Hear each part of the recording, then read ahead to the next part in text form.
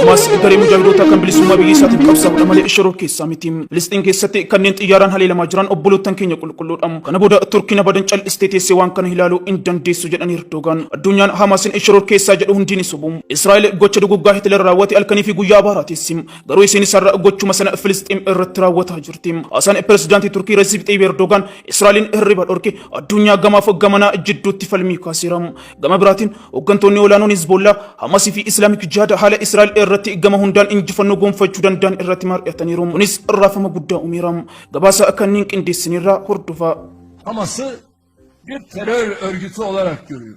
Ve Hamas bir terör örgütü değil, topraklarını ve vatandaşlarını koruma mücadelesi veren, evet, Asaan pirezidaantii Turkii Recep Tayyip Erdogan kaleessa paarlaamaa biyyattii irratti taasisan Israa'el fi michoota isii kanneen akka Ameerikaatti bu'u uummata ta'eera. Erdogan yaa'ii paarlaamaa biyya isaanii irratti haasaa taasisaniin Hamas kan bilisummaa biyyaa fi uummata isaatiif qabsaa'udha malee shoror keessaa miti jedhani. Erdogan jechoota jajjaboo filate miira aariitiin liqinfame Hamas akka isaan jedhan garee shoror keessaa miti.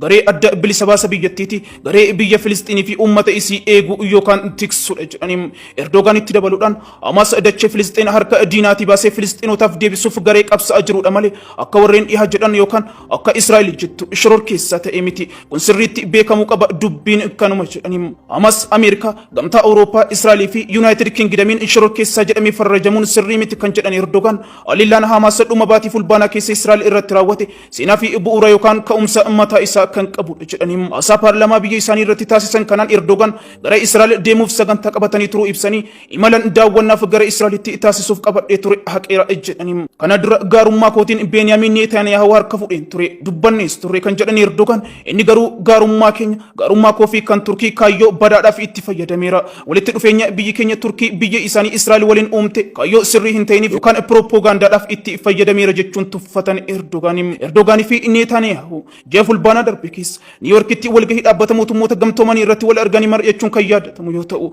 walitti dhufeenyi biyyoota lameenis inni fooyya'aa jedhamee ture. Ministeera muummee Israa'el Beniyaamin Netanyaahuu harka fudhee nagaa gaafachuun sirrii hin turre nageenya Turkii miidhuudha jedhe Erdogan.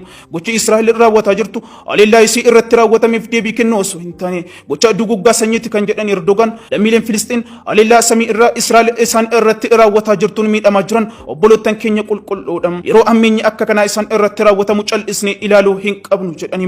Israa'el weerara lafaa Filisxiin irratti geggeessaa jirtuu fi haleellaa lammiilee Filisxiin nagaa irratti raawwataa jirtu daftee dhaabuu qabdi jedhani. Israa'el halkanii fi guyyaa gocha duguggaa Hitler raawwate abaaraa teessi. Ofii isiitiif garuu har'as gocha duguggaa Hitler raawwate sana raawwataa jirti. Lammiilee nagaa haleellaa jirti. Gocha duguggaa sanyii raawwachaa jirti. Weerara lafaa gaggeessaa jirti jedhani Erdogan. Gama biraatiin hooggantoonni Hizbollaa, Hamasii fi Islaamik Jihaad waliin ta'uun haala Israa'elin injifachuu danda'an irratti mari'ataniiru.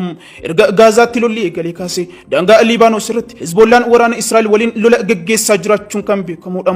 Kanumaanis hooggantoonni olaanoon Hizbollaa, Hamasii fi Islaamik Jihaad haleellaa Israa'el irratti raawwatanii fi injifannoo gama hunda argamsiisuu irratti marii kan gaggeessan ta'uu Hizbollaan ibsa kaleessa baaseen beeksiseera. Marii guyyaa kaleessaa gaggeeffame kana irratti Hizbollaa irraa Sayyid Hassan Nasrallah hoogganaa itti aanaa Hamas Salah al-Aruuri akkasumas hoogganaan Islaamik Jihaad Ziyaad al-Nakhala maricha irratti argamuun hooggantoota marii taasisanidha. Erga Hizbollaan waa'ee marii waloo kanaa ilaalchisuun ibsa baasee addunyaan guutuun raafama guddaa keessa galteetti.